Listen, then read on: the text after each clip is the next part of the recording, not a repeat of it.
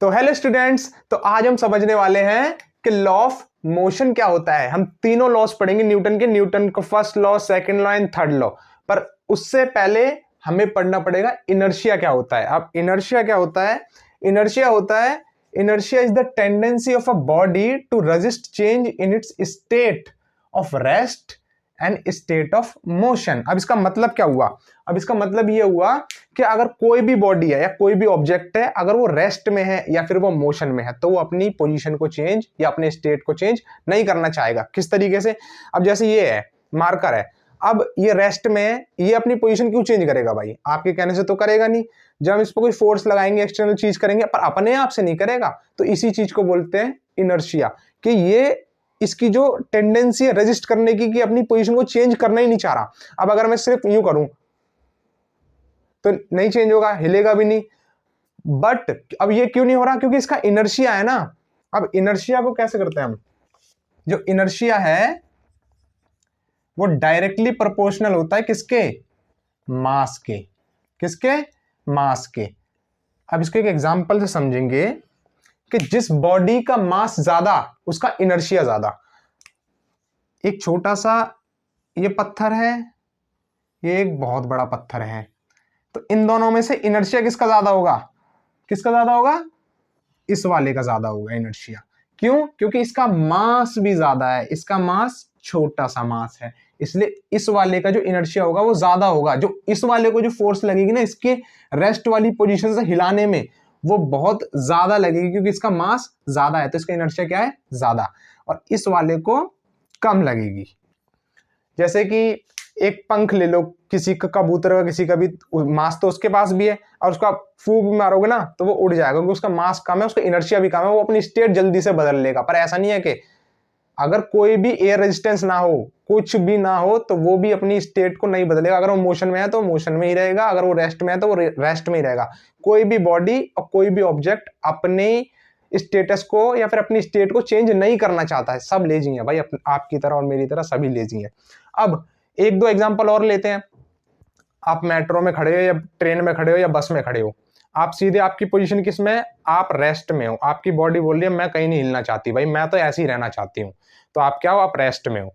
तो आप रेस्ट में हो, जैसी बस वाले ने या फिर जैसी ट्रेन चली, इस पोजीशन में चली, तो आप ऐसे होते हो, ऐसे होते हो ना आप। तो क्या हुआ? आपने अपनी स्टेट को चेंज करने की कोशिश की, बट आप अपनी स्टेट को चेंज नहीं करना चाहते, क्योंकि आपकी बॉडी जो है वो रेस्ट में है, आप चेंज नहीं करना चाहते। अब जैसा आपने देखा होगा, कोई भी मैराथन होती है, कोई भी रेस होती है, जब कोई भी रेस होती है तो उसमें क्या होता है? तो अगर आप कोई रेस लगा रहे हो तो फिनिशिंग पॉइंट पे आके भी ऐसा नहीं होता है कि कोई भाग के आया एथलीट और वो यहीं पे आके रुक गया, ऐसा नहीं होता। वो एथलीट आगे तक भाग के जाता है, क्योंकि वो मोशन वाली स्टेट में है। वो क्यों अपनी स्टेट चेंज करेगा? उसको भी रोकना पड़ता है, अपने आप को ब्रेक लगाना पड़ता है। क्यों हो रहा है सब चीजें? क्योंकि टेंडेंसी है कि वो अपनी स्टेट को चेंज नहीं करना चाहता। ठीक है, तो अब आप लोगों ने इनर्शिया तो समझ लिया। अब ये तो बताओ इस क्वेश्चन का क्या आंसर होगा? करो क्वेश्चन करो। तो क्वेश्चन है, between a football and rock of same size which one of will have more inertia. ये क्वेश्चन सीबीएसई ने 2016 में पूछा है, 2018 में पूछा है। आप बोलते हो ना कि इंपॉर्टेंट क्वेश्चन कराओ, क्वेश्चंस कराओ, तो यही क्वेश्चन है जो आते हैं, जो पहले कॉन्सेप्ट पढ़ाया था उसी का क्वेश्चन भी आया है। बताओ क्या था क्वेश्चन का आंसर, क्या होगा? सिंपल सी बात है, क्या बताया था मैंने? इनर्शिया जो है किस पे डिपेंड करेगा? मास पे डिपेंड करेगा, और सेम साइज है। क्या है? सेम साइज है। तो किसका? रॉक का जो मास है वो क्या होगा? वो ज्यादा होगा। क्या होगा? वो ज्यादा होगा कंपेयर टू फुटबॉल। तो जो इनर्शिया है वो किसका ज्यादा होगा? रॉक का जो इनर्शिया है वो ज्यादा होगा किससे? फुटबॉल से। ठीक है, तो कॉन्सेप्ट पे ध्यान दीजिए, इस तरह के क्वेश्चन आते रहते हैं। कॉन्सेप्ट अगर आपको आता तो आप क्वेश्चन कर लेते, कुछ नहीं था, सिर्फ मास का क्वेश्चन था। इजी सा क्वेश्चन था कि इन दोनों में से किसका इनर्शिया ज्यादा होगा। दोनों के दोनों सेम साइज के, पर मास तो इसका ही ज्यादा होगा ना। फुटबॉल तो अंदर से होलो भी होता है, तो इसका ज्यादा होगा। ठीक है, अब इसके आगे हम पढ़ेंगे क्या? First law of motion, Newton first law of motion. तो अब मैं आप लोगों से पूछूं कि ये जो मिनी बॉक्स है ये अपनी जगह से कब तक नहीं हिलेगा? 1 साल, 2 साल, आप बोल दोगे 100 साल, 500 साल, 10,000 साल। बट ये अपने पोजीशन से जब तक नहीं हिलेगा जब तक कोई एक्सटर्नल फोर्स इस पे काम ना करे। या तो मैं इसको फोर्स करूं या तो मैं इसको पुश वगैरह करूं तभी ये होगा, या फिर हवा इतनी तेज आए कि वो इसको हिला दे। तो इसी चीजों को, सब चीजों को ऑब्जर्व करके इनर्शिया वगैरह की जो गैलीलियो भाई साहब ने बोली थी उसको न्यूटन ने ऑब्जर्व किया, पढ़ा अच्छे से, फिर उन्होंने अपना फर्स्ट लॉ ऑफ मोशन दिया। अब उनका फर्स्ट लॉ ऑफ मोशन क्या था वो आप समझते हैं। उन्होंने बोला an object will remain at rest और continue moving in a straight line at a constant velocity unless an external force acts upon it। ठीक है जी। अब उन्होंने बोला कि अगर ये कोई बॉल है, ये कोई फुटबॉल है, तो ये जब तक अपनी स्टेट से नहीं हिलेगी जब तक इसके ऊपर कोई एक्सटर्नल फोर्स ना लगे। अब एक्सटर्नल फोर्स कैसे कैसे हो सकती है, या तो आप फोर्स मार दो, या तो आप फोर्स कर दो, या फिर कुछ एयर रेजिस्टेंस आ जाए, या फिर एयर रेजिस्टेंस आ जाए, या फिर एयर इसको पुश कर दे। ठीक है, तभी ये हिल सकती है, वरना ये नहीं हिलेगी। यही फर्स्ट लॉ ऑफ मोशन है। तो आप कहोगे तो ये तो इनर्शिया में भी था, तो इसको इसी वजह से लॉ ऑफ इनर्शिया भी बोला जाता है। ठीक है, अब इसको कैसे लिख सकते हैं हम? First law of motion is also known as law of inertia. ठीक है, तो अब आप समझेंगे सेकंड लॉ ऑफ मोशन क्या होता है। तो अब हमने समझ लिया कि फर्स्ट लॉ ऑफ मोशन क्या होता है, अब हम इसमें समझेंगे कि सेकंड लॉ ऑफ मोशन क्या होता है। उसमें तो हमने देख लिया न्यूटन भाई साहब ने क्या बोला, अब इसमें हम देखेंगे कि सेकंड लॉ ऑफ मोशन में उन्होंने क्या बोला। बट इसको समझने से पहले हमारा मोमेंटम को समझना बहुत ज्यादा जरूरी है। तो व्हाट इज मोमेंटम? अगर मैं सिर्फ एक लाइन में बोलना चाहूं तो momentum is impact. Momentum is impact. अब मोमेंटम को हम लोग डिनोट करते हैं P से। तो मास एंड वेलोसिटी पे जो मोमेंटम है वो डिपेंड करता है। मोमेंटम डिपेंड करता है मास पे और वेलोसिटी पे। ठीक है, अब हम एक एग्जांपल से समझते हैं। अब एग्जांपल क्या है? एग्जांपल ये है कि आप भाई साहब यहां खड़े हो, आपने क्या करा, इस यहां से बंदूक चला दी, यहां पे ये वॉल है। अब इस वॉल में क्या हो गया? होल हो गया, इस वॉल में डैमेज हो गया। अब इस वॉल में डैमेज क्यों हुआ? क्योंकि इसका मास तो ज्यादा बड़ा है नहीं, भारी तो ज्यादा होगी नहीं है, बट इतनी वेलोसिटी से आई, इतनी तेजी से आई। अगर इसका वेलोसिटी ज्यादा होगा तो इसका मोमेंटम भी तो ज्यादा होगा। तो मोमेंटम इतना ज्यादा हुआ, इंपैक्ट इतना तेज हुआ कि ये टूट गया। अब दूसरा क्या हुआ?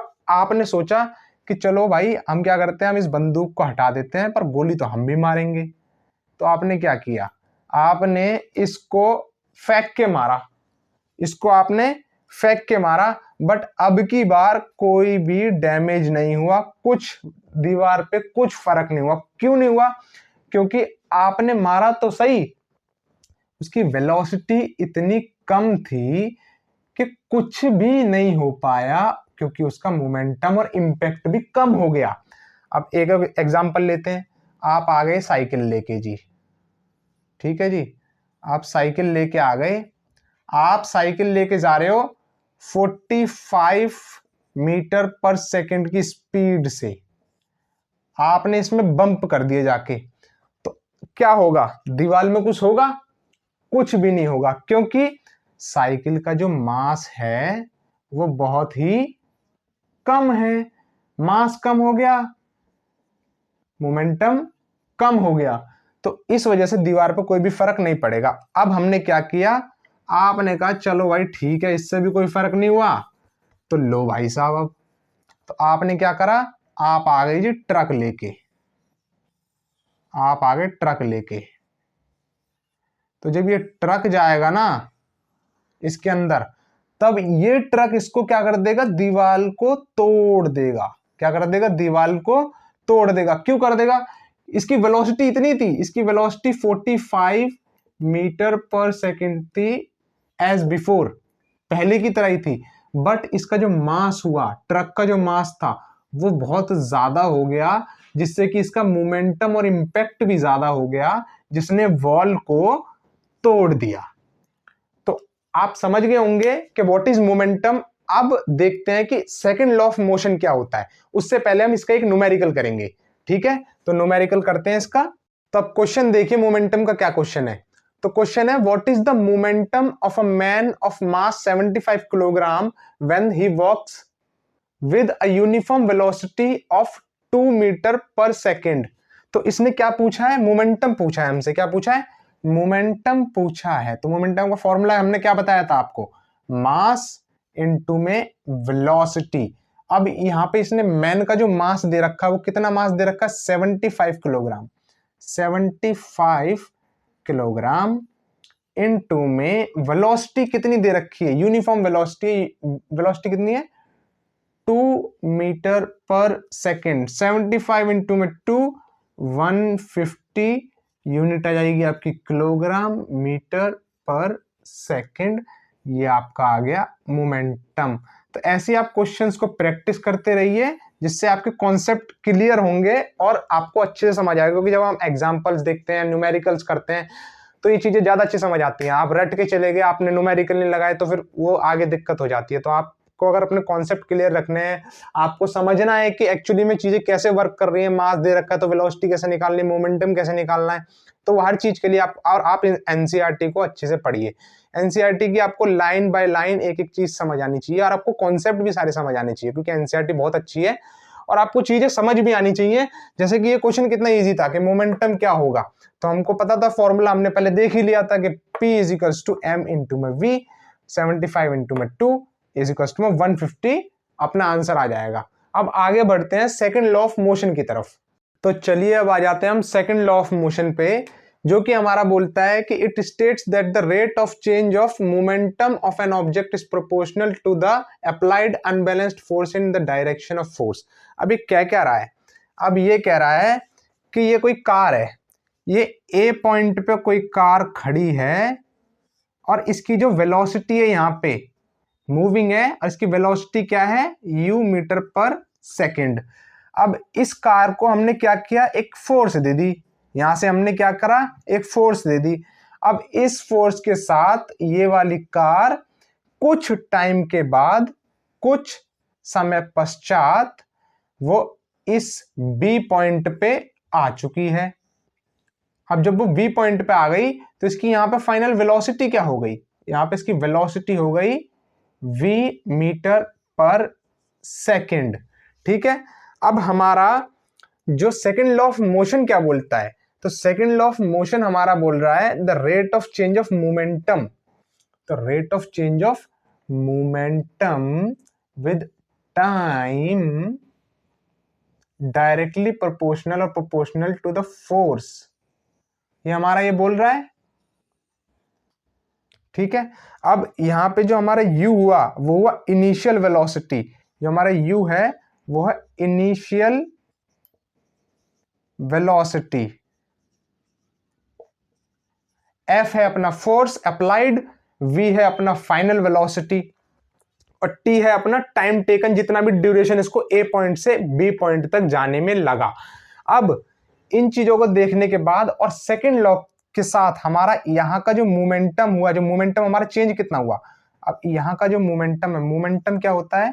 मास इनटू में वेलोसिटी। तो यहां का हो गया मास, वेलोसिटी क्या है यहाँ की? u। ठीक है? अब यहां का जो मोमेंटम है वो हुआ m v। अब जैसा कि हमने देख लिया कि जो फोर्स है वो डायरेक्टली प्रोपोर्शनल है जो मोमेंटम में चेंज हुआ है टाइम के साथ। The change in momentum is directly proportional to the applied force time taken के साथ। अब जब हम इसको हटाते हैं, जब हम इसके साइन को हटाएंगे, डायरेक्टली प्रोपोर्शनल के साइन को हटाएंगे, प्रोपोर्शनल के साइन को हटाएंगे, तो हमें मालूम है कि एक कांस्टेंट जुड़ता है। तो एक कांस्टेंट यहां पे हमारा जुड़ गया। अब यहां पे जो मोमेंटम चेंज है वो कम है, इसलिए हमने क्या किया? यहां पे हमने डेल्टा ले लिया। डेल्टा का मतलब भी चेंज होता है। डेल्टा का मतलब भी चेंज होता है। अब डेल्टा का मतलब चेंज होता है, तो ये चेंज हो रहा होगा, तो P जो फाइनल है माइनस में P इनिशियल, मतलब मोमेंटम, फाइनल मोमेंटम माइनस में इनिशियल मोमेंटम, और यहाँ पे टाइम टेकन है ये अपना, और यहाँ पे ये K कांस्टेंट है। अब क्या हुआ, अब हमने यहाँ पे क्या, हमारा जो फाइनल क्या था, हमारा फाइनल मोमेंटम क्या था, पी बी, ए पॉइंट से बी पॉइंट पे गए थे ना हम, ए पॉइंट से बी पॉइंट पे जो हम गए थे, तो पी भी हमारा फाइनल था और पी हमारा इनिशियल था। तो जब पी हमारा इनिशियल था और टाइम टेकन हमको कितना लगा था, टी हमको टाइम टेकन लगा था। अब आफ्टर ऑब्जर्वेशंस हमने क्या देखा कि जो के की वैल्यू है, ऑब्जर्वेशंस के बाद हमने देखा, एक्सपेरिमेंट्स किए, तो के की वैल्यू हमने 1 पाई। तो जब हमने यहां पे के की वैल्यू को 1 रखा, तो ये P B P A by में टाइम टेकन आ गया। हमारा पी बी क्या था, पी बी हमारा था एम वी माइनस में M U time taken, final mass को कॉमन लिया, v माइनस में u बाय में t रखा।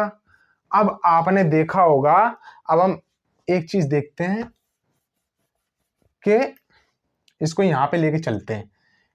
एक्सेलरेशन क्या होता है आपका, आपका एक्सेलरेशन क्या होता है, फाइनल वेलोसिटी माइनस में इनिशियल वेलोसिटी टाइम, जिस टाइम में हुई है।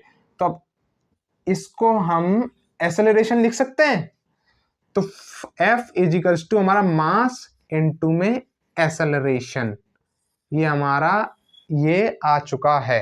बट जब हमारा force equals to mass into acceleration आया, जब ये फॉर्मूला आया, तो इसका मतलब ये है कि अगर कोई हमसे पूछे कि सेकंड लॉ ऑफ मोशन क्या है, तो हम ये बोल दे कि F इजिकल्स टू ma। नहीं नहीं, जो फॉर्मूला है वो तो ये है कि the change in momentum is proportional to the applied force, formula ये है।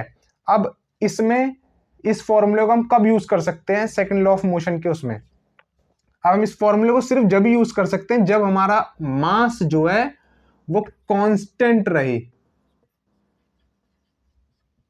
अब आप बोलोगे कि मास तो हमेशा कांस्टेंट ही रहता है, मास तो चेंज होता ही नहीं है, पर मास भी चेंज होता है। मास किस में चेंज होता है बताओ आप, मास चेंज होता है, मास चेंज होता है जब रॉकेट प्रपल्शन होता है ना, जब रॉकेट उड़ता है, तो वो जब वो उड़ता है तो उसमें गैसेस भरी होती हैं, जब वो गैसेस भरी होती है तो अपनी गैसेस को छोड़ता है, अपने पूरे फ्यूल को अलग करता है। तो जब वो ये चीज करता है ना, तो उसका मास कम होता है। तो रॉकेट प्रपल्शन में जो उसका मास है वो कम होता है। और इस फॉर्मूले को सिर्फ एक ही कंडीशन है कि मास कांस्टेंट रहेगा, तो इस फॉर्मूले को हम यूज कर सकते हैं। ये पूरा का पूरा मैथमेटिकल फॉर्मुलेशन था सेकेंड लॉ ऑफ मोशन का, जिससे हमें फॉर्मूला मिलता है force is equals to mass into में एक्सेलरेशन। ओके, आई होप आप लोगों को ये कॉन्सेप्ट समझ आया होगा। अब इस सेकंड लॉ ऑफ मोशन की अब थोड़ी सी एप्लीकेशंस तो देख लो। अब एप्लीकेशन क्या है, अब पहली एप्लीकेशन है, जैसे हम क्रिकेट खेलते हैं, जब भी कोई भी बॉल आती है तो हम उसको यूं ही नहीं कैच कर लेते, यूं कैच नहीं कर लेते। हम क्या करते हैं, जब बॉल को यूं लेके आते हैं, क्या करते हैं, यूं लेके आते हैं, क्या करते हैं, नीचे तक लेके आते हैं। अब ऐसा क्यों करते हैं, अब ऐसा हम इसलिए करते हैं कि जब बॉल स्पीड से आ रही है, वेलोसिटी से आ रही है, और बॉल का मास भी है, तब उसका मोमेंटम कितना ज्यादा होगा, क्योंकि वेलोसिटी से तेज आ रही है वो, तो उसके मोमेंटम को, उसको टाइम टेकन को हमें 0 तक लेके आना है ना, उसके मोमेंटम को। तो रिड्यूस करने के लिए हम अपने टाइम टेकन को बढ़ा देते हैं, ऐसे लेके नीचे तक आते हैं। कोई बॉल ऐसे कैच करता है तो कोई ऐसे कैच करता है, उसके मोमेंटम को कम करने के लिए, जिससे हमारे हाथ में चोट ना लगे। कभी कभी होता है जैसे हमने डायरेक्ट सिर्फ ऐसे ही बॉल पकड़ ली और ना ऐसे करा पीछे की तरफ, तो हमको चोट जो ज्यादा लगती है। इंजरी से बचने के लिए ही ये चीजें करी जाती हैं। आप देखते हो कि प्रोफेशनल क्रिकेटर्स यही यूज करते हैं। तो इसमें सेकंड लॉ ऑफ मोशन का यूज होता है, ये एप्लीकेशन है इसकी। अब दूसरा यूज क्या है, दूसरा यूज ये है कि the use of seat belts in cars. आजकल हर कार में, जैसे आप सब लोग सीट बेल्ट नहीं लगाते, हीरोपंती है, पर हमको लगानी चाहिए। अब क्यों लगानी चाहिए, क्योंकि जब भी कोई कार जो क्रैश होती है, ये दीवार है, अगर वो कार क्रैश हो रही है, अगर वो कार क्रैश हो रही है या किसी दो कार की टक्कर हो रही है, तो जब टक्कर होती है तो वो इतनी स्पीड में कार होती है कि जब कार स्पीड में होती है तो उसका मोमेंटम बहुत ज्यादा होता है, और एकदम से ही आके उसका मोमेंटम इतना कम टाइम मिल पाता है और इतने शॉर्ट टाइम में इतने ज्यादा मोमेंटम को जीरो तक लाना हो ही नहीं पाता। तो सीट बेल्ट जो होती है तो हमको वो फॉल करने से थोड़ा ऐसे फॉल करती है, क्योंकि स्ट्रेचेबल होती है, हल्की सी स्ट्रेचेबल होती है। सीट बेल्ट को जब आप देखोगे ना थोड़ा सा होके खुद लॉक हो जाती है वो। तो जब आप थोड़ा सा आगे आते हो ना तो वो आपके टाइम ड्यूरेशन को हल्का सा बढ़ा के मोमेंटम को कम करती है, जिससे आपको इंजरी से बचा सके। तो आपने देखा होगा कि सीट बेल्ट लोग नहीं पहनते, सीट बेल्ट आपको पहननी चाहिए। ये दोनों की दोनों चीजें सेकंड लॉ ऑफ मोशन को दर्शाती हैं। तो यूज ऑफ सीट बेल्ट और क्रिकेट बॉल को जो हम कैच करते हैं, ये दोनों की दोनों चीजें मोमेंटम को दर्शाती हैं और मोमेंटम बताती है कि मोमेंटम को कम कैसे करना है, क्योंकि सेकंड लॉ ऑफ मोशन उसी पे आधारित है। अब ये वाला एक क्वेश्चन है, ये आपका होमवर्क है, आप इसको करिए और इसको बताइए आंसर कमेंट सेक्शन में। ठीक है, आप इसको करके बताइए, आप कर लोगे, बड़ा इजी सा, इसी सेकंड लॉ ऑफ मोशन पे ही है। ठीक है, चलिए तो अब हम आ चुके हैं अपने सबसे famous third law of motion. Newton का तीसरा लॉ ऑफ मोशन क्या कहता है? ये बोलता है it states that for every action there is equal and opposite reaction. आपने बहुत पहले से सुनते चले आ रहे हो कि जैसी करनी वैसी भरनी, जैसा आप करोगे वैसा ही आपको मिलेगा, उतनी ही इंटेंसिटी से मिलेगा। तो अब हम एक एग्जाम्पल के तौर पे इसको समझते हैं कि आपने स्केट्स पहन रखे हैं, जो घूमने वाले जूते होते हैं ना, आपने रोलर स्केट्स पहन रखे हैं और आप दीवार को फोर्स कर रहे हो ऐसे। तो आप क्या करोगे, आपने जितना फोर्स दीवार पे मारा, आप उतने ही बैकवर्ड जाओगे। तो आपने करा एक्शन, वो हुआ आपका रिएक्शन। आपने तो फोर्स उस तरफ मारा तो आपको लगा कि दीवार ने भी मेरे को एक फोर्स मारी है। तो that is what, that is every action there is equal and opposite reaction. हर फोर्स के लिए, जो भी आप फोर्स कर रहे हो, जो भी चीज आप कर रहे हो, उसके लिए एक इक्वल एंड अपोजिट रिएक्शन हो रही है। अब एक चीज और लेते हैं, जैसे बच्चे ट्रैम्पोलिन पे बच्चे कूदते हैं, तो जैसे किसी बच्चे ने फोर्स मारी ऐसे करके, जब ट्रैम्पोलिन नीचे होता था उसने फोर्स करी, अब ट्रैम्पोलिन अपनी तरफ से फोर्स करके उसको ऐसे उछालता है। तो ये तो इसका एक्शन था और ये था रिएक्शन, ये उसका एक्शन था, ये उसका रिएक्शन था। अब आप एक और एग्जांपल ले लो, आप बलून का एग्जांपल ले लो। आपने बलून में हवा भरी, अब बलून को जब आपने ऐसा करा तो वो नीचे की तरफ फोर्स मारेगा, वो एक्शन। अब वो ऊपर की तरफ उड़ेगा, वो उसका reaction. Equal and opposite reaction. Gun का रिकॉइल, अब जब गन आप चलाते हो, आपने गन ली, आपने चलाई, जब आपने गन चलाई तो ऐसे होता है, आपने जब गन चलाई तो ऐसे होता है, एक्शन हुआ आगे, रिएक्शन हुआ पीछे, एक्शन हुआ आगे, रिएक्शन हुआ पीछे। अब रॉकेट भी सेम ऐसे ही काम करता है, आपने देखा होगा रॉकेट ऐसे ही काम करता है, नीचे से ये एक्शन करता है, ऊपर की तरफ जाता है, नीचे की तरफ ये फोर्स लगाता है, ऊपर की तरफ ये जाता है। ठीक है, तो ये बड़ा ही सिंपल सी चीज है जिसमें आज आपने तीनों लॉ सीख लिया। आपने फर्स्ट, सेकंड और थर्ड लॉ आपने तीनों सीख लिए। मैं आशा करता हूं कि आपको तीनों लॉ अच्छे से समझ आए होंगे। तो इसी के साथ चैनल को सब्सक्राइब करें, वीडियो को अच्छे से पसंद करें, लाइक करें और कमेंट करें। आपका कोई भी डाउट आप कमेंट सेक्शन में बोलें, मैं आपको आप तक रीच आउट करने की पूरी कोशिश करूंगा। Thank you.